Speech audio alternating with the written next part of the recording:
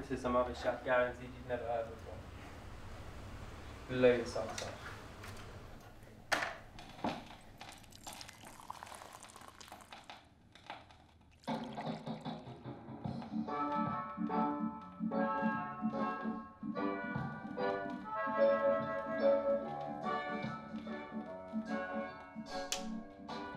So I'm Scott Coller. I'm 21, live in East London, on my own at the moment. I'm a photographer and bookmaker. I like to consider what I'm doing as storytelling. You know, if there's a meaning in that word, it's more that I'm trying to give people a perception of things they haven't quite had.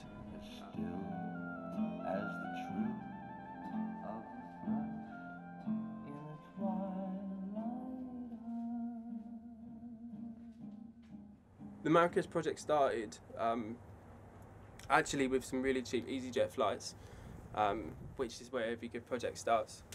So me and my girlfriend at the time went to Marrakesh for 2 weeks, and it just so happened it was so cheap because it was during Ramadan, and because of that it meant that you couldn't buy alcohol anywhere, but we found a way. And yeah, it was really tough, to be honest. I mean, you know, being an atheist and like not really ever considering myself having a religion, I was amazed to see these guys that had like such big dedication to their religion and culture. So yeah, it was really difficult trying to speak in the little French that I have to these people that are going through a really hard time.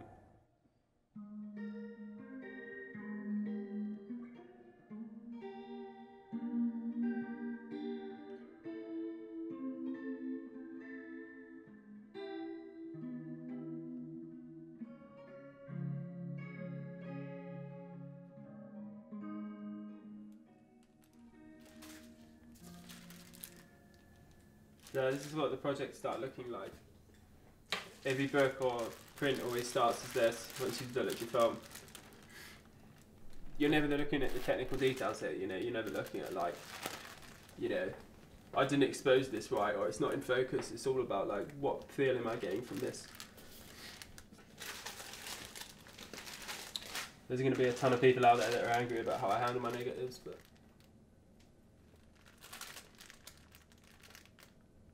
oh, there's a shot on here that I took of these kids on bikes in Piccadilly Circus, and I loved it. I made prints.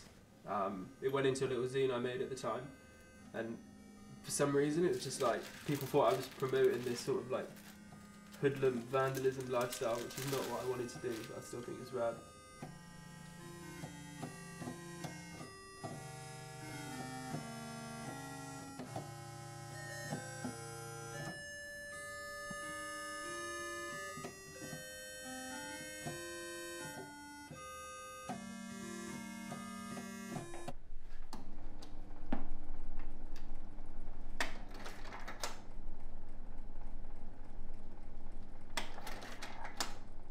Archive number 2 came about just over time as I started collecting photographic slides. When you're looking for them, they really are everywhere. I don't know anything about these photographs. I don't know who the people are in them. You know, some of them have dates. This one's labelled Xmas 69, and it's just like, I don't know, you know, I can't picture what Xmas in 69 could be like. I don't have that in my imagination, like none of us do.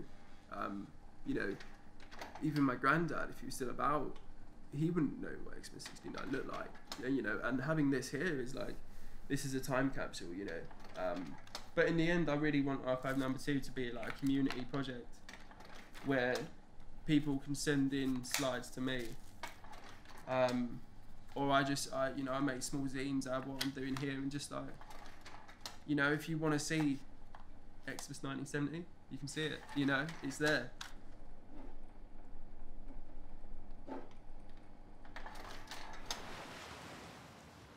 And I really enjoy taking portraits of people, especially people that have modelled before, because they know how to stand and what they expect the photo to look like.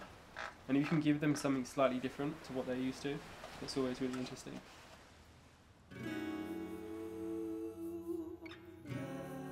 I think the thing that I'm trying to capture in portraits is how that person presents himself to me.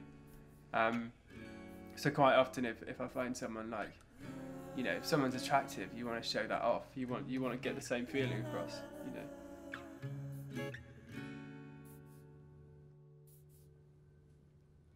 In terms of feeling, it's just based on the day that you shoot, you know.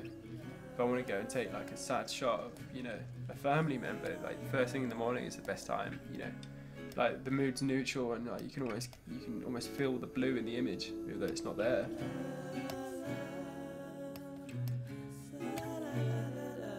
Film is the best way to do all of this, and it's like, for me, it's the only way to really capture how people truly feel sometimes.